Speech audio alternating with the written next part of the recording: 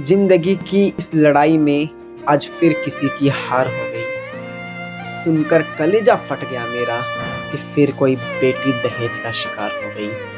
फिर कोई बेटी दहेज का शिकार हो गई। दोस्तों, मैं अब बात कर रहा हूँ आयशा नाम की उस बेटी का, जो कि आरिफ नाम के लड़के से बेइंतहा मोहब्बत करती थी। दोस्तों, कभी कभी क्या होता है कि मोहब्बत के बाद भी जोड़ियाँ कामयाब, और शादी के बाद भी जोड़ियाँ कामयाब नहीं होती, रिश्ते कामयाब नहीं होते। इसी प्रकार की कहानी है इस आयशा की। दोस्तों, पहली बात तो हमें मोहब्बत कभी भी एक तरफा नहीं करना चाहिए।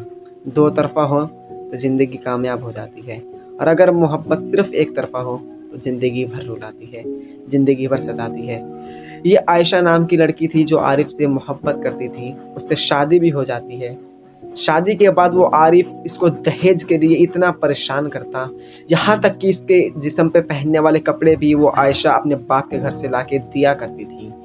दोस्तों, जब वो इस आरिफ के ताने ना सह सकी तो अपनी जान देने पर मजबूर हो गई। इस आयशा का दर्द आज मैं अपने कलम की जुबानी आपको सुनाना चाहूँगा। और अगर बात में सच्चाई लगे तो मेरी वीडियो को लाइक ज़रूर करना, और ज़्यादा से ज़्यादा शेयर करना, और हमारे चैनल कलमबाजी को सब्सक्राइब ज़रूर करना।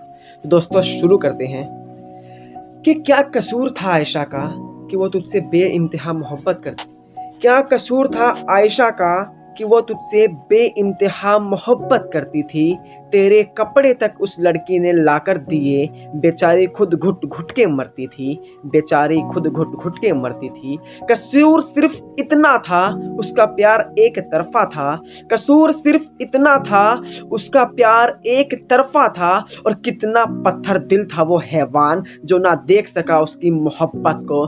दहेज के लिए उस पे अत्याचार करता था, दहेज के लिए उस पे अत्याचार करता था।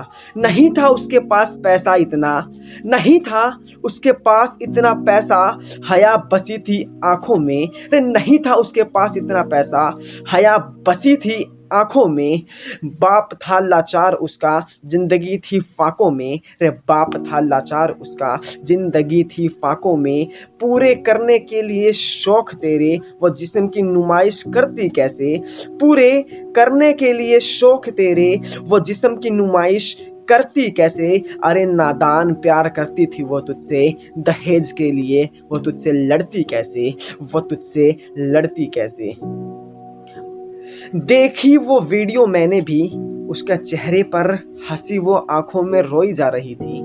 देखी थी उसकी वो वीडियो मैंने भी, रे थी चेहरे पर हंसी पर आंखों से रोई जा रही थी। रे किसको पता था वो आयशा चंद पलों में मौत के मुंह में सोई जा रही थी, चंद पलों में मौत के आगोश में सोई जा रही थी। मिटा करके खुद को वो तुझे आबाद कर गई। रे डूब के मर जाना मर्द आरिफ, रे मिटा करके खुद को वो तुझे आबाद कर गई। तेरे हर जुल्म के बदले में तुझे दुआ देती रही, तेरे हर जुल्म के बदले में तुझे दिया उसने, और मुस्कुराकर मौत कबूल की और तुझे आजाद कर गई, और तुझे आजाद कर गई। क्यों इनकी नामर्दी का बेटियां हर बार शिकार होती है, क्यों इनकी नामर्दी का बेटियां हर बार शिकार होती है।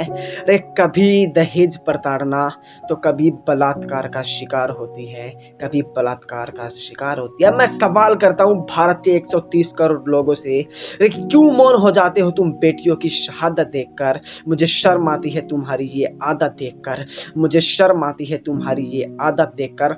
आखिर कब तक मेरे देश में दहेज प्रथा चलती रहेगी, आखिर कब तक मेरे देश में दहेज प्रथा चलती रहेगी। दहेज की आग में और कितनी बेटियां जलती रहेगी, दहेज की आग में और कितनी बेटियां जलती रहेगी। शर्म आनी चाहिए तुम्हें अपनी नामर्दांगी पर, शर्म आनी चाहिए तुम्हें अपनी नामर्दांगी पर, जो उस गरीब बाप से दहेज मांगते हो, और लेकर उस घर की लक्ष्मी को, लेकर उस घर की लक्ष्मी को तुम उस पे भी दहेज के ताने मारते हो, तुम उस पर भी दहेज के ताने